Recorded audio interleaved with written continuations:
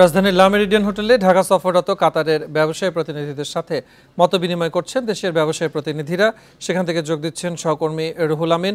রুহুল, বৈঠকে মূলত কোন কোন বিষয়গুলো নিয়ে আলোচনা হতে পারে এবং বাংলাদেশের ব্যবসায়ীদের সেক্ষেত্রে প্রত্যাশা কি? বিকাশে কম খরচে ক্যাশ আউটের লিমিট বেড়ে 50,000, প্রিয় এজেন্টও 2টা। আপনাকে ধন্যবাদ। বৈঠক শুরু হয়েছে কিছুক্ষণ আগে। এই বৈঠকে বাংলাদেশের পক্ষে নেতৃত্ব দিচ্ছেন প্রধানমন্ত্রীর বেসরকারি শিল্প বিনিয়োগ উপদেষ্টা সালমান এফ রহমান, সঙ্গে আছেন বাণিজ্য প্রতিমন্ত্রী এবং এফবিসিসিআই সভাপতি সহ আরও বাংলাদেশের কয়েকজন প্রতিনিধি আছেন। একইভাবে এই বৈঠকে কাতারের বাণিজ্য মন্ত্রী শেখ মোহাম্মদ বিন হামাদ, তিনি কাতারের প্রতিনিধিত্ব করছেন।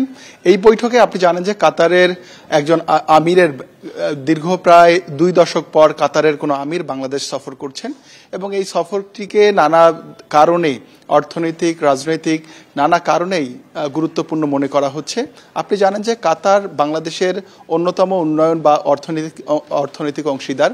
এই মুহূর্তে কাতারের সঙ্গে দুটি বিষয় বাংলাদেশের অর্থনীতির একেবারে ওতপ্রোতভাবে জড়িত। একটি হচ্ছে জনশক্তি রপ্তানি। আপনি জানেন যে এই মুহূর্তে প্রায় 4 লাখের মতো বাংলাদেশি কাতারে অভিবাসী শ্রমিক হিসেবে কাজ করছেন। আবার বাংলাদেশ যে তরল প্রাকৃতিক গ্যাস আমদানি করে তার একটি অন্যতম বড় উৎস হচ্ছে কাতার। তো আজ এই যে কাতারের আমির বাংলাদেশ সফরে আসছেন, এখানে দুটি বিষয় উল্লেখযোগ্য। একটি হচ্ছে যে অর্থনীতির চলমান যে দিকগুলো আছে সেগুলোকে জোরদার করা, অর্থাৎ এই শ্রমশক্তি রপ্তানি এবং এলএনজি আমদানি, এই 2 জায়গায় উন্নতি করা, জোরদার করা।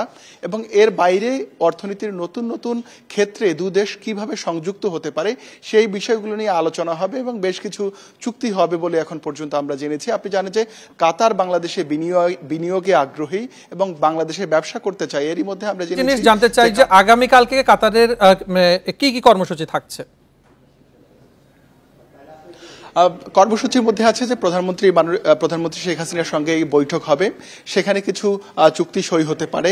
এর পাশাপাশি এই সন্ধ্যার দিকে তিনি ঢাকা ত্যাগ করবেন এবং এর আগে প্রধানমন্ত্রীর সঙ্গে বৈঠকের পাশাপাশি আরও কিছু ছোট ছোট বৈঠক আছে, যে বৈঠকগুলোতে 2 দেশের পারস্পরিক স্বার্থ সংশ্লিষ্ট নানা বিষয় নিয়ে আলোচনা হবে।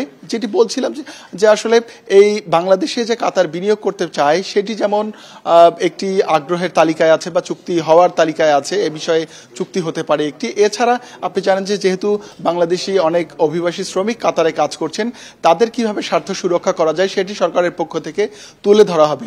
এই ছিল আমার কাছে সবশেষ খবর।